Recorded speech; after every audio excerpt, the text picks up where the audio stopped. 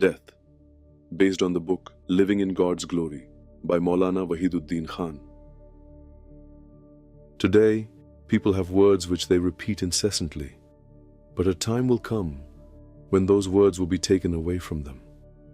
There will be no one to hear what they say, no press to publish their writings, no loudspeaker to project their voices into the air. The palace of their wishful thinking will have collapsed, and in a state of longing and despair, they will look around and be powerless to act. If a person were to simply remember death, everything for which he commits oppression and injustice, risking the fire of hell, would lose all significance. The wealth that one considers to be everything slips from his grasp as death arrives and separates him from what he has earned. If a person remains mindful of this truth, he would never become obsessed with the pursuit of wealth. When someone holds a grievance, he becomes consumed with destroying the other. But before his destructive scheme is fulfilled, death intervenes between him and his enemy. If this reality remains vivid in one's mind, he would never take action against another. He would never plan to disgrace someone.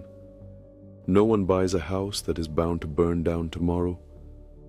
No one settles in a city about to be struck by an earthquake in the next moment.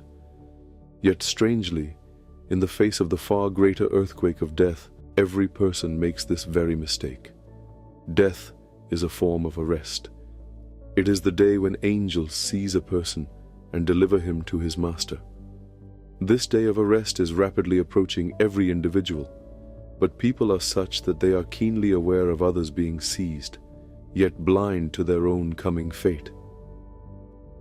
They speak endlessly of others being caught, yet fail to remember that their own day is drawing near, when God's angels will mercilessly seize them and present them in the court of the Creator. A person becomes skilled in exposing others' faults, yet the truly wise is the one who recognizes his own.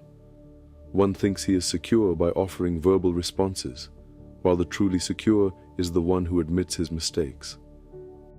The day of God's reckoning is more dreadful than any other day of terror.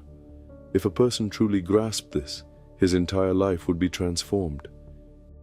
He would, while still living in this world, enter the awareness of the next.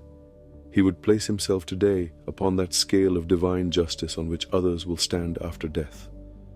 If one truly fears God's judgment, he will see every arrest as his own.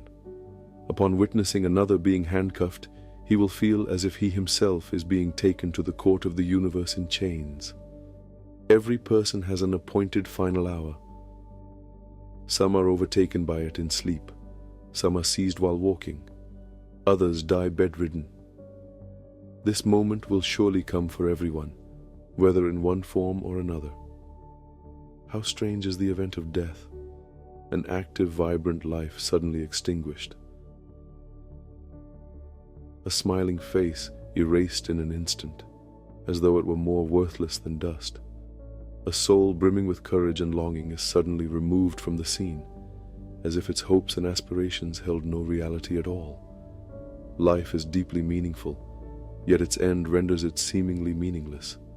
A person appears outwardly so free, yet in the face of death, he is utterly helpless. One clings to desires and dreams with great attachment, yet nature's decree crushes them with unflinching cruelty. If a person were to remember only his death, he would never dare to rebel. The only secret to a better life is that every person becomes content to live within his bounds, and death, without question, is the greatest teacher of this truth. Death teaches a person never to regard anyone as inferior, for the time is coming when he himself will be the most lowly. Death reminds him not to subjugate another, because very soon he will be lying beneath the earth, crushed under its weight. From Maulana Wahiduddin Khan's book, Living in God's Glory.